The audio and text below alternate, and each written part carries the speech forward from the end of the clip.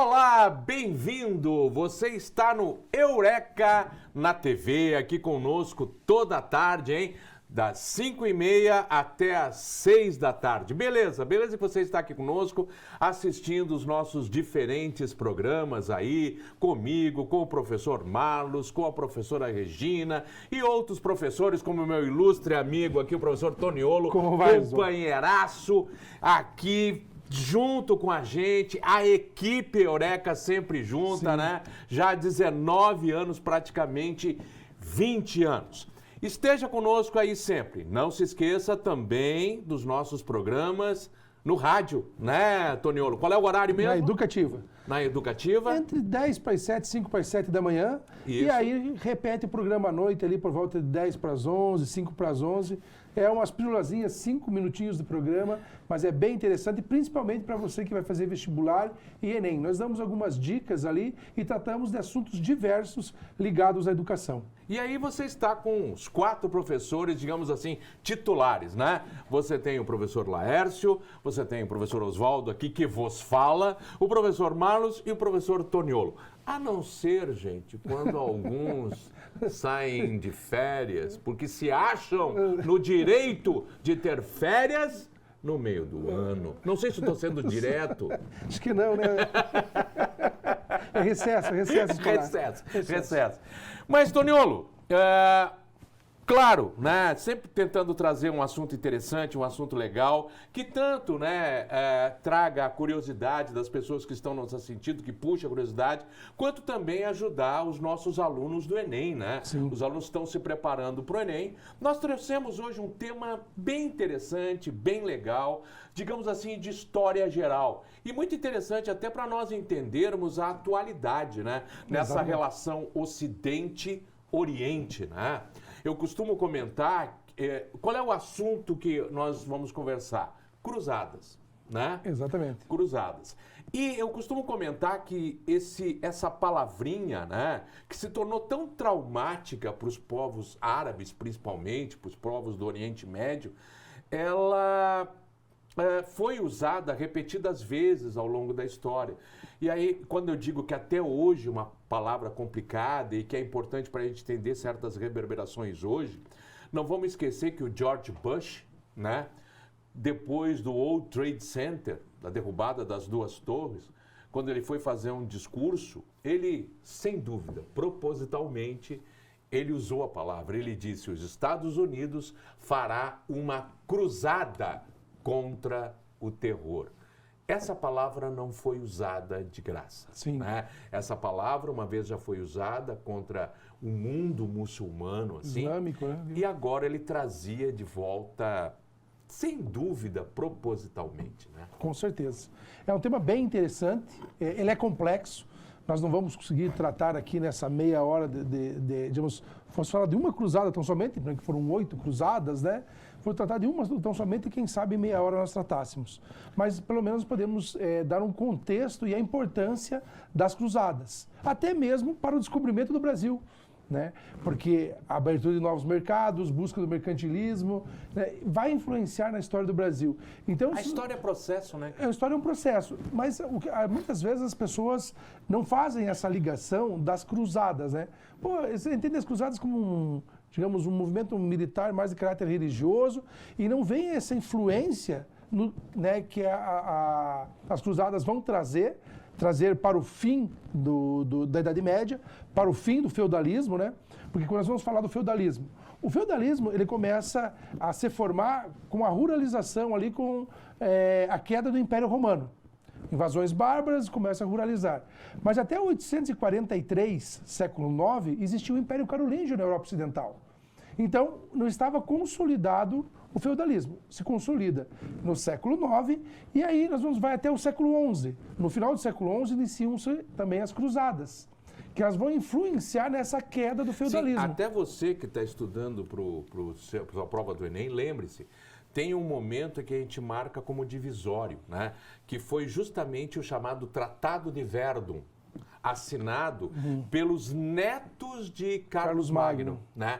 Quando os 3 netos de Carlos Magno dividem entre eles os territórios que ele havia conquistado. Então aí se coloca e começa a feudalização da Europa, né? Exatamente. Né, tinha Pipino Breve, daí o Carlos Magno é filho dele, daí vem Luís o Piedoso, os filhos de Luís o Piedoso, né, assinam o tratado. Então ali é o marco, digamos, da consolidação do feudalismo. Vai até o século XI, a partir do século XII o feudalismo começa a cair. Nós vamos ter o final da Idade Média no século XV. Né? No entanto, esse marco do século XII, ele, é onde começa o declínio ali. E as cruzadas têm muito a ver com isso. Um papel preponderante. Nosso amigo Eduardo, nosso diretor Eduardo, por favor, vamos para a primeira imagem. Vamos lá?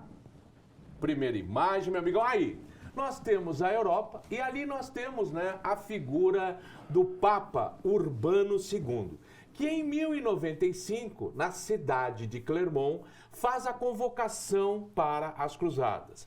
Diz ele que é importante, né, que os cavaleiros vão ao Oriente para reconquistar a Terra Santa das mãos dos muçulmanos, né? Ela estava lá sofrendo nas mãos dos muçulmanos, segundo ele, né? E a partir daí era necessário que a cristandade tomasse de volta a Terra Santa, isto é, Jerusalém, arredores, aonde Jesus nasceu, onde Jesus viveu, aonde ele foi crucificado, né? E na verdade, sabe, Toniolo, ele diz... ele convoca, na verdade, os francos. Ele fala dos francos, daqueles que receberam benesses de Deus.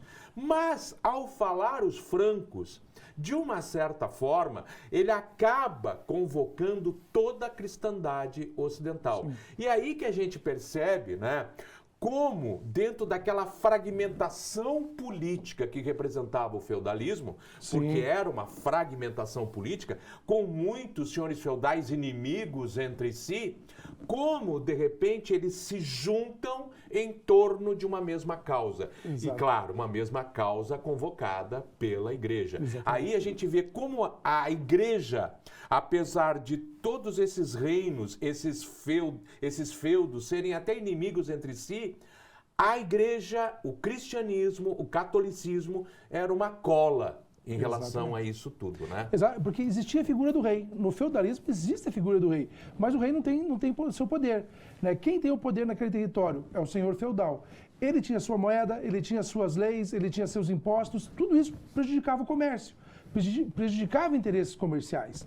Então nós temos que entender o seguinte, as cruzadas, qual é o objetivo das cruzadas? A retomada da Terra Santa. Mas outros interesses perpassam pelas cruzadas. O próprio aumento populacional da Europa, o interesse em reconquistar a cristandade do Oriente. Isso, porque quando nós falamos em cruzadas, esse deslocamento, a migração na Europa era muito comum. Né? Então muitas pessoas não tinham aonde morar, não tinham um território ali, e eles tinham essa dificuldade. Né? Então, aonde que eu vou ficar? Então, vamos andar. Então, as cruzadas, e por que de cruzadas? Né? Porque eles cruzavam o território, mas também eles traziam uma cruz no peito. Em nome da cruz. Em nome da cruz. Né? E é claro, né, como Oswaldo comentou, o que unia a todos? Né? O cristianismo. Porque, seja o senhor feudal, os seus inimigos, eles na época buscavam a salvação da alma. A preocupação com a salvação da alma é muito importante. E isso vai até lá na frente. Digamos, um dia nós podíamos discutir aqui a situação de Martinho Lutero. Exatamente. Ele também buscava a salvação da alma, ele não queria ser um revolucionário. Então, nessa época, eles buscavam, nós buscamos a salvação da alma. E isso fortaleceu, né, a possibilidade das cruzadas. Agora, é claro, a força era do Papa. O rei ali existia, mas a força política do rei era muito pequena. Né? Só que aí, desses interesses comerciais, eles pensam, vamos fortalecer o rei, assim nós vamos pagar um imposto só, vamos enfrentar mesmo uma lei única, irá facilitar, né? Então os burgueses, que eram os comerciantes, para eles era interessante. Justamente a partir daí, né? Que vão surgir a partir daí. Vai surgir justamente a partir daí. Vamos para a nossa próxima imagem, meu amigão. Vamos lá? Para a nossa próxima imagem. Aí nós temos a convocação e aqui nós temos justamente Jerusalém, né? A cidade de Jerusalém, que é o foco, né? Que é a ideia principal, os arredores de Jerusalém, mas Jerusalém principalmente. E ali nós temos justamente o Muro das Lamentações, né? A parte mais importante de Jerusalém para os judeus. Por quê? Isso. Porque eles acreditam que este é o último pedaço do templo de Jerusalém.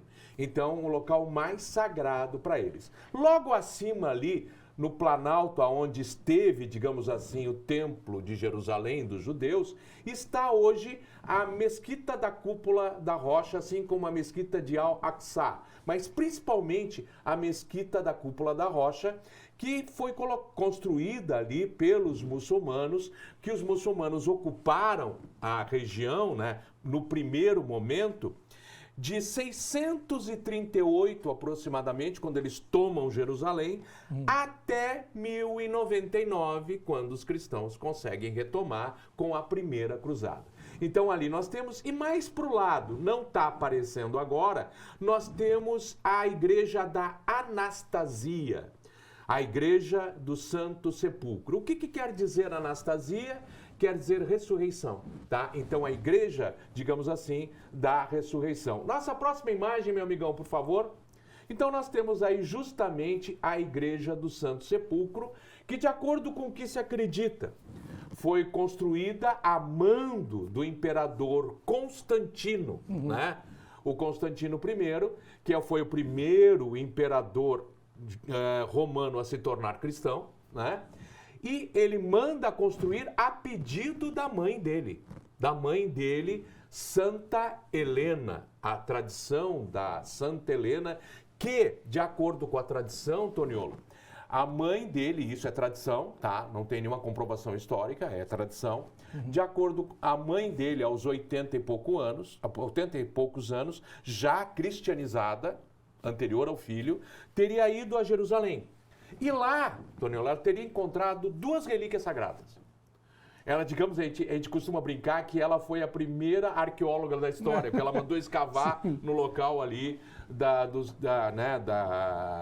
crucificação de Jesus. E aí ela teria encontrado duas relíquias sagradas. Uma primeira, um pedaço da cruz de Cristo, né? Ainda com um trechinho da frase Rei dos Judeus, né? Que hoje, inclusive, você ainda encontra numa igreja em Roma, chamada Igreja da Santa Croce, está lá dentro de uma caixa de vidro, o que ela teria encontrado.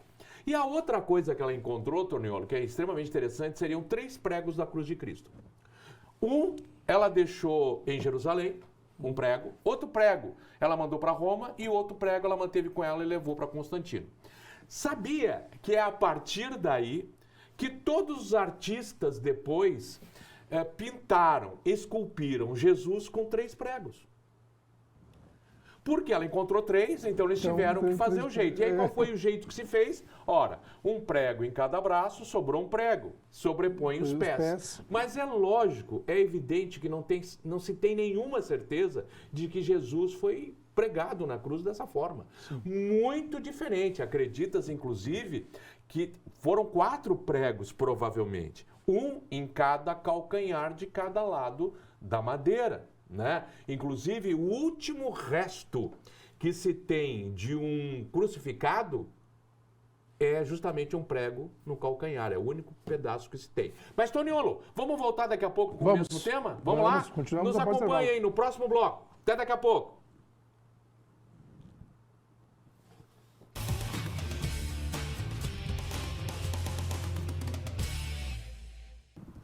Olá, estamos de volta no Eureka na TV. Que bom que você está conosco. Você que está chegando agora, estamos falando sobre um assunto bastante interessante, tanto de maneira geral, para quem gosta de história, para quem gosta de cultura, conhecimento, né?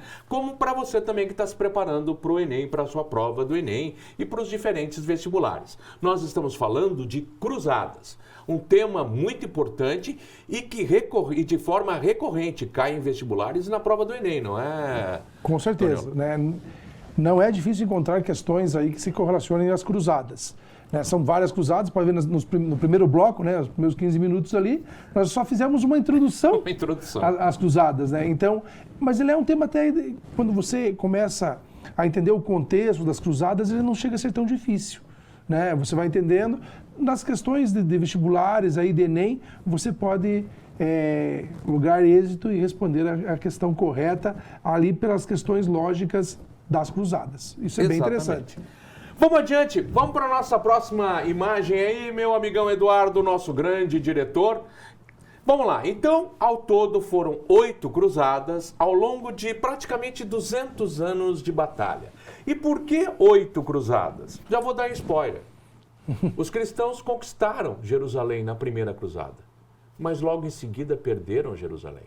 E aí, as várias cruzadas que virão a seguir é para tentar retomar o que eles perderam. Exatamente. Né? E daí as cruzadas que nós vamos ter a seguir. Vamos para a imagem seguinte? Vamos lá? Então, nós temos aí algo que às vezes não aparece, é importante que você guarde isso.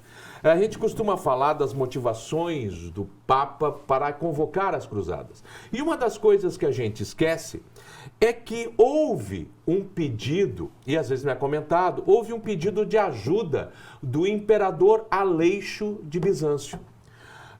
Os muçulmanos estavam se aproximando muito da capital do Império Bizantino, Constantinopla. Né? E a partir daí ele se preocupa em ter sua própria capital invadida. E aí ele pede ajuda à cristandade latina do Ocidente. Então, as motivações do Papa já se somam a essa questão de pedido de ajuda e ele manda as tropas, né, para justamente ajudar o pedido de Aleixo. Quando as tropas chegam em Jerusalém, deve-se dizer, o Aleixo dá uma olhadinha para aquela enormidade de cristãos latinos que aparecem nos muros de Jerusalém. Ele olha e diz, ai meu Deus, eu acho que eu fiz besteira. E aí ele dá um jeito deles logo atravessarem o Estreito de Bósforo. Outra coisa importante que você deve guardar. A gente fala muçulmanos, mas só que a gente esquece um detalhe, tá? Quem é que estava em pleno avanço? Eram árabes?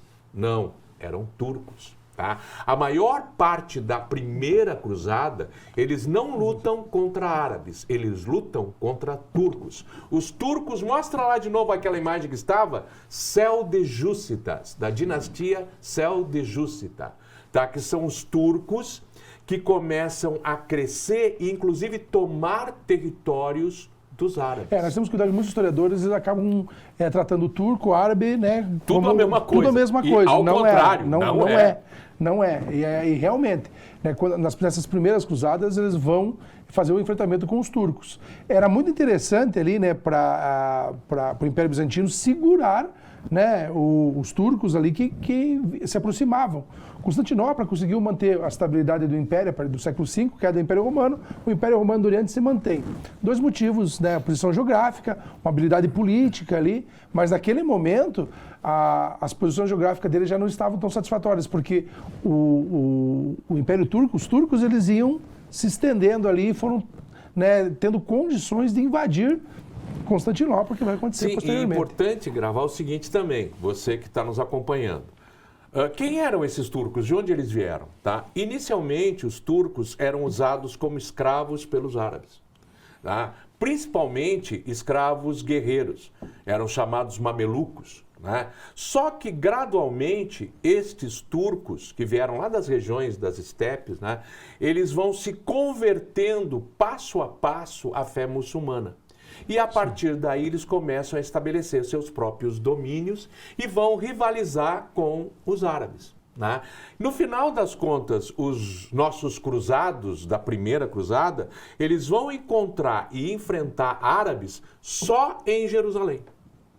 Ao longo de todo o caminho, todas as batalhas serão contra turcos e não contra árabes. Tá? Inclusive, mais um detalhe, os árabes tentaram fazer um acordo com os cristãos contra os turcos. Né? Mas os cristãos acabaram não aceitando, por quê? Porque os turcos disseram o seguinte, olha, da Síria para cima é de vocês, da Síria para baixo é nosso. E isso não interessava para os cristãos, eles queriam Jerusalém. Sim. Né? E essa habilidade política era muito comum na Idade Média, eles negociavam, né? Ó, me ajuda aqui, te ajuda ali, te dá um território, você acontece alguma coisa, isso era comum. Né? E nessa primeira cruzada aqui que o Oswaldo comentou, é interessante a gente ver que ela tem um início ali com Pedro o Eremita, né? Pedro o Eremita. E aí, nossa próxima imagem, amigão. Tem uma imagem, então vamos dar uma olhada. A próxima imagem, tá aí, ó. Tá aí, ó. Né? A cruzada do povo, a cruzada dos mendigos, né? Como se falava. Exato. Né? Inicialmente, eles iniciaram, né, essa caminhada, essa cruzada em direção a Jerusalém. passaram ali, acharam que o Império Bizantino, quem sabe, desse uma força, não deram, tal, né? Só que eles foram atacados, dizimados, eles retornavam, é isso? Isso, né? retornaram. Só que aí já está, ainda tudo é primeira cruzada, né? Aí eles vêm e encontram, né? E isso dá tempo para que os nobres cheguem, né? Isso, a segunda cruzada, quer dizer, a primeira cruzada ainda que é a cruzada dos nobres. Alguns historiadores colocam essa do Pedro Eremita como não fosse, né, a primeira, não fizesse parte da primeira. Mas como você mesmo falou, eles são dizimados, mas um grupo deles, né? Sim. Aí retorna e acaba se juntando. Se juntando e vão juntos. E vão todos juntos lá. E aí essa cruzada, ela tem uma consequência positiva para os cristãos. E importante, né? E daí, só coloca a próxima imagem para nós. Em 1099, finalmente eles chegam a Jerusalém e retomam Jerusalém para a cristandade. Eu falei, século XI, mas chegando no século XII já, né? Exatamente. Mas veja, tem uma coisa extremamente interessante, né? Porque a gente fala das cruzadas muito como um evento religioso, né? Como uma motivação religiosa. Mas não é só motivação religiosa, não. Também tem muita motivação em torno de cobiça, né? Questões políticas, econômicas. De enriquecimento. Tem uma historinha extremamente interessante, eu vou contar aqui rapidinho. 2 irmãos foram para cruzadas. O grande Godofredo de Bouillon, considerado o maior cavaleiro nessa primeira cruzada, e o irmão dele. O irmão dele também vai para a cruzada. E, bom, o irmão dele, problema, né? O irmão dele, ele... Como o Godofredo de Bouillon era mais velho, o mais velho ficou com todas as posses, né? E o irmão mais novo, sobrou para ele igreja. Claro, igreja. Mas só que ele não era um cara de igreja. Ao contrário, o cara era um festeiro de marca maior, né? E ele acabou não ficando na igreja. Quando ele viu que o irmão foi para as cruzadas, ele quer saber mais, eu vou junto, né? E ele foi junto com o irmão. Quando eles chegaram no Oriente, ele disse para o irmão, olha, você me dá umas tropas aí que eu vou dar uma saída para o lado, aí vou ver se encontra alguma coisa para mim. Mas não, a cruzada é para lá. Nós vamos para Jerusalém, mas eu vou para o outro lado. E aí ele pega umas tropas, vai para o outro lado, o que acaba fazendo? Ele se torna rei de uma cidade. Ele se torna arquiduque de uma cidade. Ele conquista uma cidade para ele lá no Oriente. E o irmão dele vai para Jerusalém. Conquistam Jerusalém. E o irmão dele é nomeado rei de Jerusalém. Protetor de Jerusalém. Godofredo de Bouillon se torna o primeiro rei de Jerusalém, né? Reino de Jerusalém. Godofredo de Bouillon morre. Acreditas quem se tornará o novo rei de Jerusalém? Quem se apresentou para a função? O cara que não tinha nada, né? O cara que não tinha nada, o cara que saiu com uma mão na frente e outra atrás, que conquistou uma cidade e depois acabou tendo para si o reino de Jerusalém. Interessante para a gente perceber como a cobiça esteve muito envolvida também nisso. Claro, ele tinha autorização da Igreja Católica, do cristianismo, mas as questões envolvidas eram muito políticas, claro, econômicas, até mesmo sociais, que envolviam as cruzadas. Então, se você olhar as cruzadas somente no aspecto religioso, você não terá uma visão do que realmente foram as cruzadas. Como eu já falei aqui no primeiro bloco, né? No primeiro bloco, eu comentei, as cruzadas foram essenciais para a abertura do comércio mediterrâneo. O que vai abrir o comércio, vai surgir o mercantilismo na frente, descobrimento do Brasil, como eu falei, o crescimento das cidades da Itália. E vejam, as cidades da Itália começam a crescer. E aí começam a surgir povos de diversas culturas. E aí ali conversam, na diversidade o que acontece, a gente cresce. Né? Atualmente a gente vê o seguinte, a gente só gosta de conversar, as pessoas, né, só gostam de conversar com quem pensa igual a eles. Eu só considero inteligente quem pensa igual a mim. Quem pensa diferente é burro.